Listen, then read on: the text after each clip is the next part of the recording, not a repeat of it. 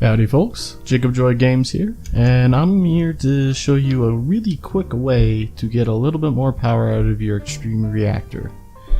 Now for me, Extreme Reactors is a very reliable power source and it's one of those things that I keep using every single time I play Minecraft.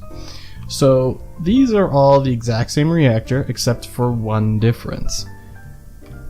There may or may not be different liquids or materials between the fuel rod and the casings.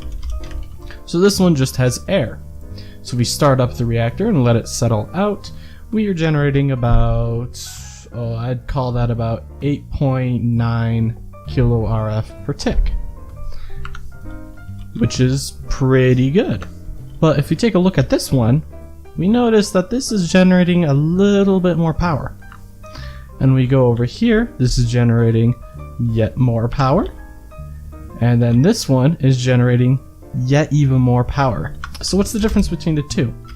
Well, this one actually has water in here, and then this one has destabilized redstone, and this one has cryothium, and this one, I messed up on that one, so don't worry about that one. So why does this generate more power? Well, one thing that you may notice here is on the liquid cryothium, these two levels are nearly identical. The fuel, or the core heat, and the casing heat are nearly identical. And if we go back over to this one, which is just air, we know that there's a big difference. The way Extreme Reactors works is any power that is generated from a passive reactor like this one, meaning no liquid cooling, or active liquid cooling, all the power is generated from the casing heat. And what happens is the core will heat up, and then the core will transfer heat to the casing. So what you really want to do is you want to try to get these levels as close to each other as possible. Now it's not possible to get the core heat lower, but it's possible to get within about 30 something odd C. And what this does is it allows you to generate more power for every millibucket of fuel you use up. So you see this is doing 0.7 millibuckets per tick that it's burning up, and this one is doing just about the same. It just actually fueled up. But all of these reactors burn the same amount of fuel, but they generate different amounts of power. So that's just one way to really just squeeze the extra little bit of power. If you've got your Minecraft base and you're lacking, like, 500 RF per tick, try dumping some water between your fuel cells and the casing, and you'll get just that little extra bit of power, so you don't have to entirely build your reactor yet again. There's lots of other designs. For example, if you wanted to make this add another 2 layers to this, you could put cryothium on all the other sides, bringing even more power into the game.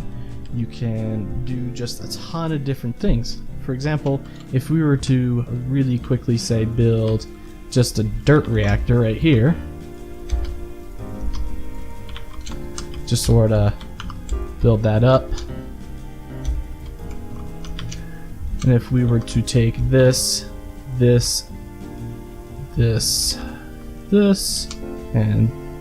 this, 2, 3, plop that down, stick that guy on there, and this, and we just remove a little uranium. Blammo. You can see that this actually just generates just as much power as the other ones will.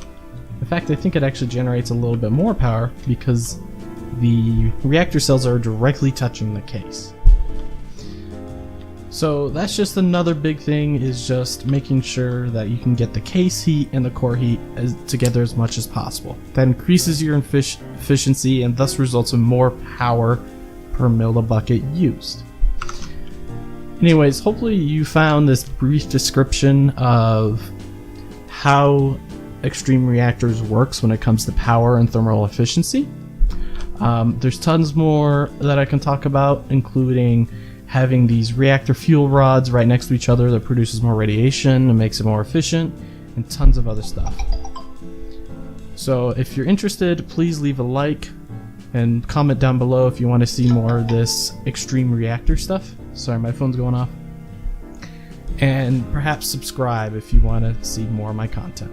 Anyways, this has been JacobJoyGames, and it's your choice to be offended.